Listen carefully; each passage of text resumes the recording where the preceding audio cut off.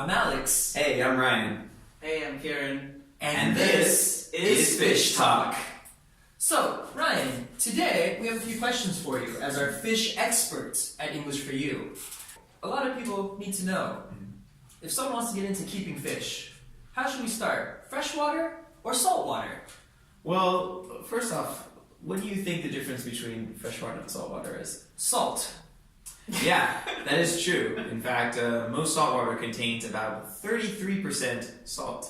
So, yeah, it is quite a bit of salt. So I would say freshwater is actually easier because freshwater requires less equipment to start, and it's cheaper, and the fish generally are more easier to take care of. So you're talking about equipment. Yes. What equipment should we get as the beginning? Well, every fish needs obviously a tank. They need also a light, as well as a filter. What is a filter though? What do you think a filter is? Does it clean the water? Yeah, filter that generally cleans the water through physical and I guess chemical. Physical, chemical. What's the word? No, physical, chemical particles in the water. Anyway, yeah, you need that. You also need a heater because it gets very cold here in Nagano. And as well as, I think that's actually about it. So, a heater. Like, a heater you can just plug into the wall, or? Yeah, I mean, obviously the heater needs to get electricity somewhere. So you do need to plug it into the wall, but the heater generally goes into the tank, usually sticks to the side of the glass, where the fish won't, get stuck in it. And what temperature do you keep this at? Generally for freshwater fish, you want to keep it at about anywhere from 70 to 74 degrees. And in Celsius, that would be about from 23 to 29 degrees. Yeah, Thanks, Alex. That's true. Yeah, sorry, I'm Fahrenheit. I'm American, so my bad. Okay, and was that all the equipment? Generally, yes. To my knowledge, for a standard setup, a simple setup, yes. So.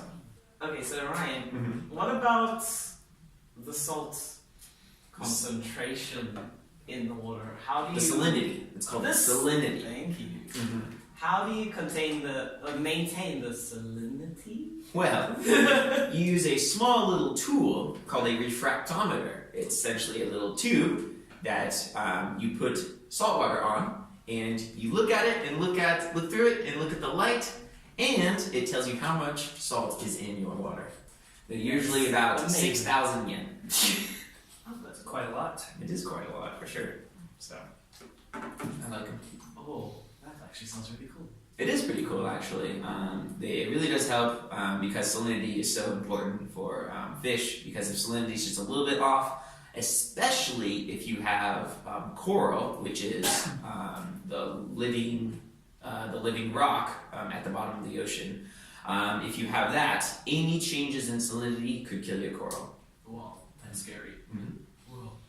And what about freshwater fish? I've heard that sometimes a bit of salt in fresh water is good for the fish as well. Yeah, well, it's not good for the fish. It's actually good against taking care of parasites. So some people do add salt to their home aquarium for freshwater, and that is generally to take care of parasites such as monogenes and as well as cryptocarya or freshwater ache. Freshwater ache. Ache. That sounds ache. So, can I just go to the Sea of Japan and get me some salt water and put it in my tank? Good question. No, unfortunately not. If you do that, your tank is going to have a bunch of new friends in about a week because there's lots of little eggs and very, very small invertebrates in your, in the seawater. So essentially, if you do that, you're going to have starfish as well as maybe some snails and some other invertebrates that you don't want in your tank because they will kill pretty much any coral you have or maybe even affect the fish as well. Oh, well, okay, thank you. Yes. Good. Starfish, though. That would be fun. Yeah, some starfish are fun to have in tanks. Generally, it's the ones you buy, not the ones that get introduced into your tank. But starfish are fun to have in your tank. However, they do require some care. And to feed a sea star, you actually need to buy some special food for it. Oh. So it's a little bit of a pain, but they're sometimes fun. But you don't want them when you have lots of coral in your tank. Do they eat the coral? They eat some species of coral, soft coral. Whoa, that's very interesting. Yes, it is. So, back to freshwater. Yeah. So, I can't take salt water from the ocean and put it in my tank. How about, can I take fresh water from the sink, from the tap, and put it into my freshwater tank? You can do that. However, a lot of tap water contains chemicals that can be harmful for the fish. You can buy this product called Dechlorinator, which you just drop a few drops into the water from your tap, and it will be dechlorinated and safe for the fish to use. I also recommend checking the pH of the water, because if there's a large pH difference, that could shock your fish and kill them. Well, that's not good. It's not good at all. So what kind of fish are you guys trying to get in your tank? I have quite a lot of fish in my tank. What fish do you want? What more fish do you want in your tank? I would love some piranha. Piranha. Piranha. Piranha? Yes. Piranha, native to the Brazilian Amazon River. I would like some. Famous for a group of piranhas being able to devour an entire chicken in under 4 seconds. I would like to see that live. Wow. Yes. Can I keep piranha with some of my other fish, such as gourami or betas? Well, the simple answer is no, because the piranhas will eat pretty much anything that swims except each other. Why? Because they are group-oriented fish. Some call them schoolers, so they look out for each other. And it is a natural defense against larger predators, so they will often not attack each other and help each other survive. Oh, interesting. So they'll attack bigger fish in a group, right? They'll attack pretty much anything, including your leg. Oh, that's scary. I've heard that they're not as violent as people make them out to be in movies, where if you put your, say, finger in the tank, they're not just going to attack you out of nowhere. If you stick a finger in the tank, chances are they will try and bite it. So you have to be very careful with that. It depends on how hungry they are. If you've been starving them for a long time, I think a piranha is more inclined to eat your finger or anything you put in the tank. Oh, Okay, well, I guess no piranha for now for me. Yes, I recommend, if you want to see a good piranha video, I recommend going on YouTube and typing in probably piranha aquarium, and there's a lot of feeding videos where people put fish into their piranha tanks, and the piranhas quickly kill fish. Oh, Alright. Yes, it's very intense. It's very violent. It is very violent, so yeah. Otherwise, so you wanted piranhas. I still would want some, maybe. You would need a very large tank for a piranha, preferably at least a 125 gallon, which I'm not sure what that is in liters. Huge. Mm-hmm. It is piranhas get about this big, so you can have one piranha. Schooling fish. You can have 2 piranhas. I mean, technically you could have one piranha, but It's gonna be The a power of numbers. sad piranha. yeah, for sure. So if you just have one piranha in a tank with other fish, will it still attack the other fish? If you have one piranha, If you have in a one tank- piranha in a tank with, say, gouramis and betas, yes, it'll still attack. Well, because piranhas are much bigger than gouramis. So, Ah. yeah, one bite and that's it. Piranhas have a very strong lower jaw, so one bite, gone. So it's pretty intense. So, That's pretty scary. are you guys looking to move into the marine field anytime soon? Not me yet. No, too expensive. Yeah, it is. It is quite expensive. Usually, starting a marine tank, you generally cost to start around, I would say about Sanman. Yeah. So 30,000 yen. yes. Wow. Pretty expensive. So yeah, that's all I got. That's very expensive. Ryan, what would be a good tank size for beginner fish keepers? Well, it generally depends on the kind of fish you want and what you're going for, saltwater or for marine. If you have never started a fish tank before, I recommend getting a betta fish because betta fish require no filtration. They require a water change maybe once a week, and their food you can simply buy for a few dollars. Or not a few dollars. Yeah, like 300 yen or something. But yeah, generally you could put bettas in like a bowl. You could put bettas in like a vase. You can put bettas pretty much anywhere you want, as long as you do the water changes and keep whatever tank they're in clean. So generally that would cost you maybe around $20 or 2,000 yen. Next up would probably be freshwater fish, which is generally a lot easier than marine fish. Freshwater fish again require a tank, a light, a filtration system, and a heater. A heater for sure. Thank you. And generally freshwater fish are easier to start. However, before you get any animal, I recommend doing your research before you go into any sort of pet keeping, because fish do require a lot of effort, and there are some things you need to start before you actually get fish, such as cycling your tank. I recommend Googling cycling if you're interested.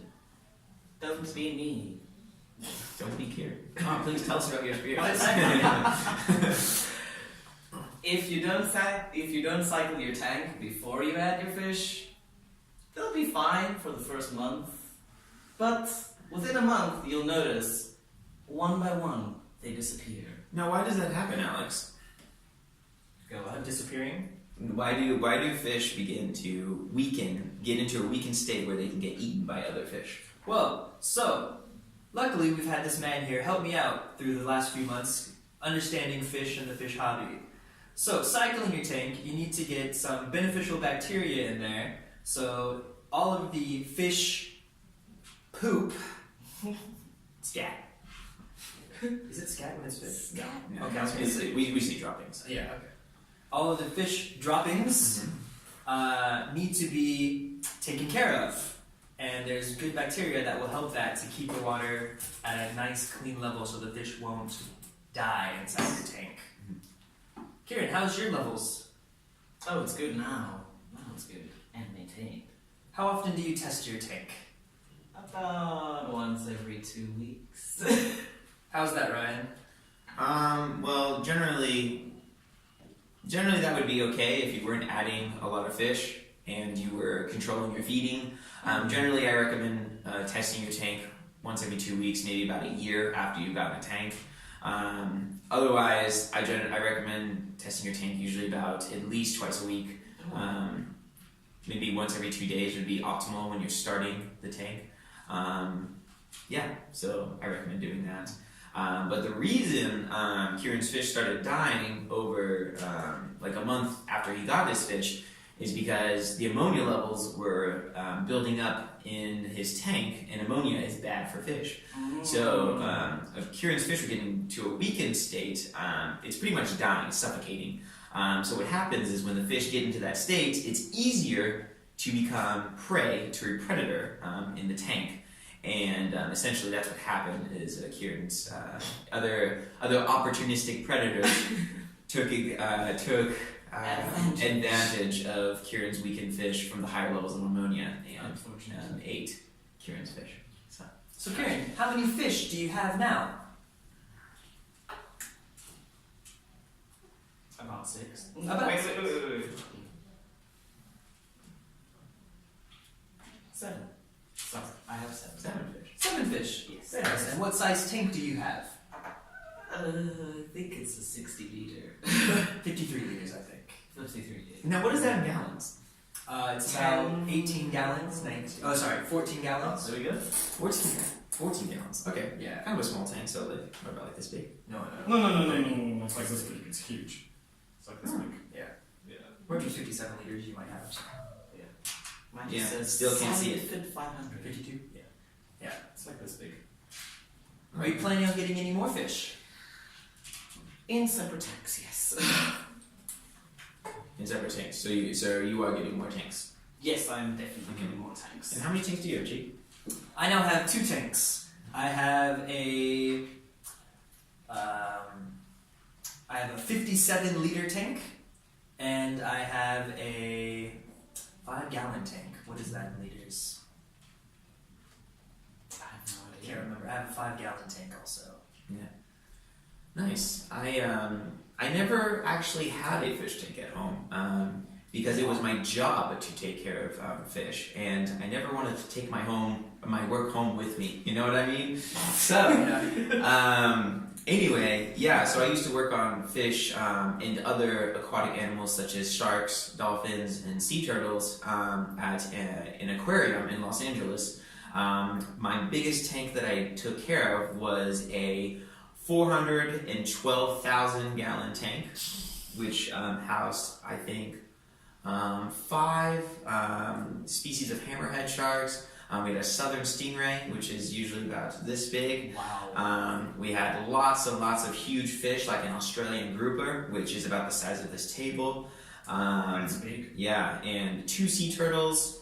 And yeah, it was very fun. It was very challenging too. Obviously, the systems on that size of a tank is much more complex than your average home aquarium. So yes, I took care of various large tanks like that, and I got a lot of experience that I can now share with these 2 fine gentlemen and yourselves. Thank you. Well, that was good today. So that was our first installment of Fish Talk, and we will see you next time. Goodbye. Bye bye.